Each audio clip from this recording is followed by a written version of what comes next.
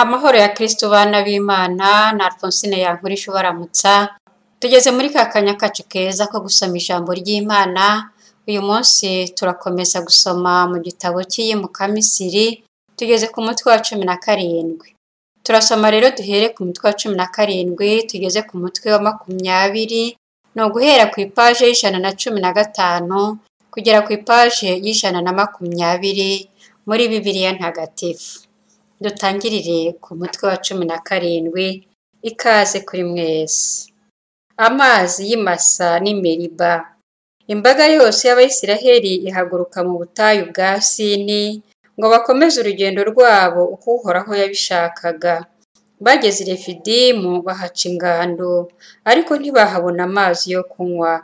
Nuko rubanda batera amahane kuri Musa, bakamubwira bati, duha amazi yo kunywa. Musa arabasubiza ati, kuki munteraho amahane? Igituma mugerageza Uhoraho ni iki? Nuko imbaga yose yicirwa n'inyota mu butayu. Rubanda bitotombera Musa bavuga bati, kuki watuvanye mu Misiri? Ni ukugira ngo utwicishe inyota hamwe n'abana bacu n'amatungo yacu? Musa atakambira Uhoraho avuga ati, iyi mbaga ndayigenza nte? Ni akanya gato bakanyicisha amabuye. Uhoraho abwira Musa ati, jya imbere ya rubanda, ujyane na bamwe mu bakuru b'imiryango ya Isirayeli, ufate ya nkoni yawe wakubitaga mu ruzi, maze ugende. Dore ndi buhagarare imbere, hejuru ya ruriya rutare ruri ku musozi wa Horebu. Uze gukubita urutare, rutobokemo amazi, maze rubanda banywe. Musa rero abigenza atyo mu maso y'abakuru b'imiryango ya Isirayeli. Aho hantu ahita izina rya Masa na Meriba, ari byo kuvuga kigeragezo na rwiyenzo, ku mpamvu y'urwiyenzo Abayisiraheli bari bamushatseho, no kubera ko bari bagerageje Uhoraho, bavuga ngo mbese Uhoraho turimo cyangwa se sibyo. Abamaleki barwanya Abayisiraheli. Nuko igitero cy'Abamaleki kiraza, maze kirwanya Isiraheli i Refidimu. Nibwo Musa abwiye Yozuwe ati, dutoranyirize intwari, maze ujye kurwanya Abamaleki. Ejo nzahagarara mu mpinga ya kariya gasozi, mfite inkoni y'Imana mu kiganza cyanjye. Yozuwe agenza uko Musa yari yamubwiye, arwana n'Abamaleki, naho Musa na Aroni na Huru bazamuka mu mpinga y'agasozi. Iyo Musa yabaga ateze amaboko, Abayisiraheli baraganzaga, naho yaba amanuye amaboko, Abamaleki bakaganza. Hashize igihe amaboko ya Musa aza kunanirwa. Nuko benda ibuye barimwicazaho, Aroni na Huru bakaramira amaboko ye, umwe ari ku ruhande rumwe undi ku rundi. Bityo amaboko ye aguma hamwe kugeza igihe izuba rirenga. Nuko Yozuwe amarira ku bugi bw'inkota Abamaleki n'ingabo ze. Uhoraho abwira Musa ati, andika ibyo ngibyo mu gitabo, bizaba urwibutso, kandi umenyeshe Yozuwe ko nzasibanganya burundu Abamaleki munsi y'ijuru, ku buryo batazongera kubibuka. Musa yubaka urutambiro, arwita Uhoraho ibendera ryanjye. Nuko aravuga ati, ubwo Amaleki yamanitse ukuboko irwanyije abiro ry'Uhoraho, Uhoraho na Amaleki bazagirana inzigo ingoma ibihumbi. Musa ahura na sebukwe Yetero. Yetero umuherezabitambo w'i Madiyani, sebukwe wa Musa, aza kumenya iby'Imana yagiriye Musa na Isiraheli umuryango wayo, amenya ukuntu Uhoraho yavanye Isiraheli mu Misiri. Yetero sebukwe wa Musa ajyana Zipora umugore wa Musa, kuko Musa yari yaramwohereje iwabo. Ajyana kandi n'abahungu ba Zipora. Umwe yitwaga Gerishomu, ari byo kuvuga musuhuke, kuko Musa yavugaga ati, ndi umusuhuke mu gihugu cy'amahanga. Undi akitwa Eliyezeri, ari byo kuvuga hakiza Imana yanjye, kuko Musa yavugaga ati, Imana ya data yarantabaye, maze inkiza inkota ya Farawo. Yetero sebukwe wa Musa hamwe n'abahungu ba Musa n'umugore we baza bamusanga aho yari acumbitse mu butayu ku musozi w'Imana. Atuma kuri Musa ati, ni jyewe Yetero sebukwe, nje ngusanga ndi kumwe n'umugore wawe n'abahungu be bombi bamuherekeje. Musa ajya gusanganira sebukwe. amugeze imbere, arapfukama aramuhobera. Bamaze kuramukanya binjira mu ihema. Nuko Musa atekerereza sebukwe iby'Uhoraho yakoreye Farawo na Misiri byose ku mpamvu ya Isiraheli, amubwira n'amagorwa yose bari bagiriye mu nzira n'ukuntu Uhoraho yayabakijije. Yetero yishimira ibyiza byose Uhoraho yari yaragiriye Abayisiraheli igihe abakijije ikiganza cy'Abanyamisiri. Nuko Yetero aravuga ati, haragasingizwa Uhoraho wabakijije Abanyamisiri na Farawo, maze imbaga akayikiza ubucakara bw'Abanyamisiri. Noneho menye neza ko Uhoraho aruta imana zose, kuko yazitsinze igihe zahigiraga abe.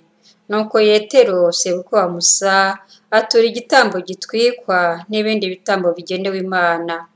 Aroni n'abakuru bose b'imiryango ya Isiraheli baza kwifatanya na sebukwe wa Musa, basangirira imbere y'Imana izo nyama z'ibitambo. Musa ashyiraho abamufasha guca imanza. Bukeye Musa yicara ku nteko ngo acire rubanda imanza. Rubanda rero bakirirwa bahagaze imbere ya Musa kuva mu gitondo kugeza nimugoroba.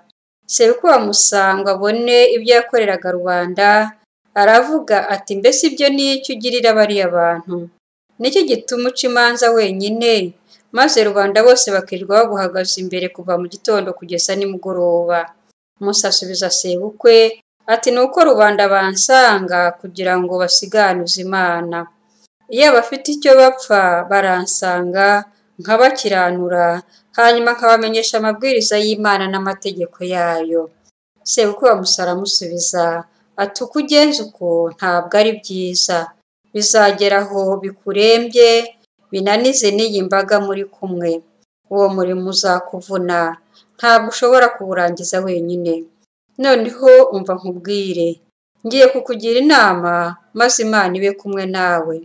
Wowe ujye uhagararira rubanda imbere y'Imana, abe ari wowe ugeza imanza zabo ku Mana. Ubatoze amabwiriza n'amategeko, kandi ubamenyeshe inzira bagomba kunyuramo, hamwe n'ibyo bagomba gukora. Ahasigaye utoranye muri rubanda rwose abantu b'inyangamugayo kandi batinya Imana, abantu b'intabera kandi batikanyiza, maze ubagire abatware bategeka abantu 1,000, n'abatware bategeka abantu 100, n'abatware bategeka abantu 50, n'abatware bategeka abantu 10. Bajye bacira rubanda imanza zisanzwe, imanza zikomeye bajye bazikuzanira, naho wowe baca imanza zoroheje. Bityo ugabanye umuzigo wawe, mufatanye kuwikorera. Nukora utyo, uzashobora kurangiza icyo Imana igushakaho, kandi imbaga izashobore gusubira imuhira amahoro. Musa yumvira sebukwe, maze akora ibyo yari yavuze byose. Musa atoranya muri Isiraheli yose abantu b'inyangamugayo, maze abashyiraho ngo babe abatware ba rubanda. Abatware bategeka abantu 1,000, n'abatware bategeka abantu 100, n'abatware bategeka abantu 50, n'abatware bategeka abantu 10. Bagacira rubanda imanza zisanzwe, bagashyira Musa imanza zose ziruhije, naho bo bagaca imanza zose zoroheje. Nuko Musa asezerera sebukwe, asubira mu gihugu cy'iwabo. Imana igirana isezerano na Isiraheli. Imana imenyesha Abayisiraheli ko izagirana nabo isezerano. Mu kwezi kwa 3 nyuma y'aho Abayisiraheli baviriye mu Misiri, uwo munsi nyine bagera mu butayu bwa Sinayi. Bari bahagurutse i Refidimu, bataha mu butayu bwa Sinayi, nuko baca ingando muri ubwo butayu.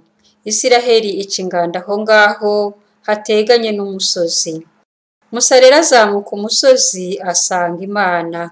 Uhoraho amuhamagarira mu mpinga y'umusozi avuga ati, bwira utya inzu ya Yakobo, kandi utangariza Abayisiraheli uti, mwiboneye ubwanyu ibyo nakoreye Misiri, n'ukuntu mwebwe n'abahetse nk'uko kagoma iguruka ihetse abana bayo, maze nkabazana mbiyegereza.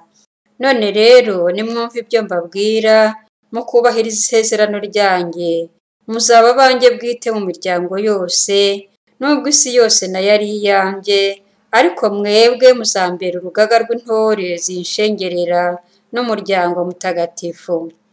Ngaya amagambo uza kubwira Abayisiraheli. Musa araza akoranya abakuru ba rubanda, maze abasubirira muri ayo magambo yose uko Uhoraho yari yabimutegetse. Imbaga yose uko yakabaye isubiza nk'umuntu umwe iti ibyo Uhoraho yavuze byose tuzabirangiza. Nuko Musa ashyira Uhoraho igisubizo cy'imbaga. Uhoraho abwira Musa ati dore ngiye kugusanga ndi mu gicu kibuditse kugira ngo imbaga ishobore kumva uko nzaba mvugana nawe kandi nawe ubwawe bashobore kukwizera ubudatezuka. Nuko Musa amenyesha Uhoraho igisubizo cy'imbaga. Imana ibonanira na Musa ku musozi wa Sinayi. Uhoraho abwira Musa ati genda usange rubanda maze ubatunganye none n'ejo bamese imyambaro yabo, bazabe biteguye ku munsi wa gatatu, kuko ku munsi wa gatatu nyine ari bwo Uhoraho azamanukira ku musozi wa Sinayi imbaga yose ibyirebera. Uzashingire rubanda urubibi batazarenga, ubabwire uti mwirinde kuzamuka ku musozi ndetse no kwegera uru rubibi. Umuntu wese uzakandagira ku musozi azicwa, ntihazagire umukoraho, ahubwo bazamwicisha amabuye cyangwa bamurase imyambi, ryaba itungo cyangwa umuntu ntibikabeho. Ihembe nirivuga abantu bamwe bazazamuke ku musozi. Nuko Musa amanuka umusozi asanga imbaga, atunganya imbaga, bamesa imyambaro yabo.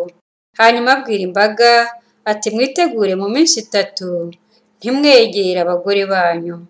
Ku munsi wa gatatu bugicya inkuba zirahinda, imirabyo irarabya, igicu kirabudika hejuru y'umusozi, n'ijwi ry'impanda riroroma cyane, maze imbaga yose aho iri mu ngando iradagadwa. Musa asohora imbaga mu ngando ngo basanganire Imana, maze bahagarara munsi y'umusozi. Umusozi wa Sinayi wose wacucumukaga umwotsi, kuko Uhoraho yari wamurikiyeho mu muriro. Umwotsi wawo wacucumukaga nk'uw'itanura, n'umusozi wose ukanyeganyega bikomeye. Imyoromo y'impanda igenda irushaho gusakabaka. Musa yaravugaga, maze Imana ikamusubirisha imyoromo y'inkuba. Uhoraho rero amanukira ku musozi wa Sinayi mu mpinga yawo, maze Uhoraho ahamagara Musa ngo aze mu mpinga y'umusozi. Nuko Musa azamuka umusozi. Uhoraho abwira Musa ati manuka wihanangirize rubanda, bamenye ntibarenga urubibi bashaka kureba Uhoraho, hato badapfamo benshi. Ndetse n'abaherezabitambo basanzwe begera Uhoraho nabo bagomba kubanza kwitunganya, hato Uhoraho atabacurangura. Musa abwira Uhoraho ati rubanda ntibari bushobore kuzamuka ku musozi wa Sinayi, kuko watwihanangirije uvuga uti shinga urubibi uzengurutse umusozi maze uwegurire Uhoraho. Nuko Uhoraho aramusubiza ati ngaho manuka, hanyuma uze kuzamukana na Aroni, nyamara ari abaherezabitambo ari na rubanda ntibarenga umupaka ngo bazamuke bagana Uhoraho hato atabacurangura. Musa rero amanuka asanga rubanda, maze arababwira. Amategeko 10 y'Imana. Nuko Imana ivuga aya magambo yose iti ni jyewe Uhoraho Imana yawe wagukuye mu gihugu cya Misiri, mu nzu y'ubucakara. Nta mana zindi uzagira keretse jyewe. Ntuzikorere ishusho ry'ibazanyo cyangwa se ikindi kibonetse cyose, cyaba gisa n'ibiri hejuru mu kirere cyangwa n'ibiri hasi ku isi cyangwa se n'ibiri mu mazi akikije isi. Ntuzapfukame imbere y'ibyo bigirwamana kandi ntuzabiyoboke, kuko Imana yawe ari jyewe Uhoraho, nkaba Imana ifuha, ihanira icyaha cy'ababyeyi mu bana babo, kugeza mu gisekuruza cya 3 no mu cya 4 cy'abanyanga. Nyamara bankunda bagakurikiza amategeko yanjye, mbagaragariza ubudahemuka bwanjye ingoma ibihumbi. Ntuzavuga izina ry'Uhoraho Imana yawe mu bintu by'amanjwe, kuko Uhoraho atazareka guhana uzaba yavuze izina rye mu bintu by'amanjwe. Urajya wibuka umunsi w'isabato uwegurira Imana.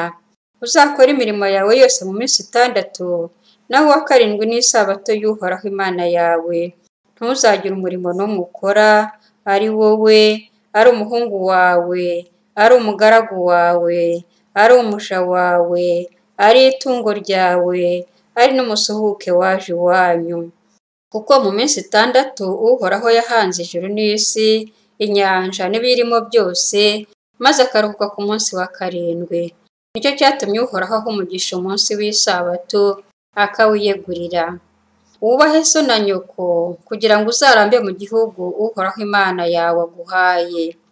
Ntuzice umuntu, ntuzasambane, ntuzatware umuntu ngo umugire uwawe ku ngufu, ntuzavuge ibinyoma ubeshyera mugenzi wawe, ntuzararikire inzu ya mugenzi wawe, ntuzararikire umugore wa mugenzi wawe, cyangwa umugaragu we, cyangwa umuja we, cyangwa inka ye, cyangwa indogobe ye, mbese ikintu cya mugenzi wawe icyo ari cyo cyose. Icyo gihe imbaga yose yumvaga inkuba n'imyoromo y'impanda, bakabona ibishashi by'umuriro n'umusozi ucucumuka umwotsi, uko babyitegereza bagahinda umushyitsi, maze bagahagarara ahitaruye. Babwira Musa bati, utwibwirire wowe tuzumva, naho Imana ntituvugishe, hato bitatuviramo gupfa. Musa asubiza imbaga ati, mwigira ubwoba, kuko Imana yazanywe no kugira ngo ibagerageze, maze muhore muyitinya, kandi mwe kuzacumura. Nuko imbaga iguma ahitaruye, naho Musa yegera umwijima ubuditse, aho Imana yari iri. Amategeko yerekeye urutambiro. Nuko Uhoraho abwira Musa ati, ubwire Abayisiraheli uti, mwiboneye ubwanyu uko nabavugishije nturuka mu ijuru. Ntimuzangenzereze nk'Imana icuzwe muri feza cyangwa se muri zahabu, muramenye, ntimuzihimbire ibintu nk'ibyo. Uzanyubakire urutambiro rw'igitaka, ari narwo uzaturiraho ibitambo byawe bitwikwa, n'ibitambo by'ubuhoro, intama zawe n'ibimasa byawe. Ahantu hose nzaguhamagarira kunsenga, nkwibutsa izina ryanjye, nzahagusanga maze nkaguhera umugisha.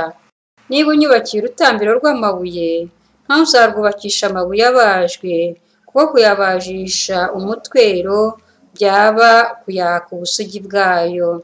Ntuzazamukire ku madarajya ujya ku rutambiro rwanjye, kugira ngo batabona ko ntacyo wambariyeho. Nimwakire ijambo ry'Imana.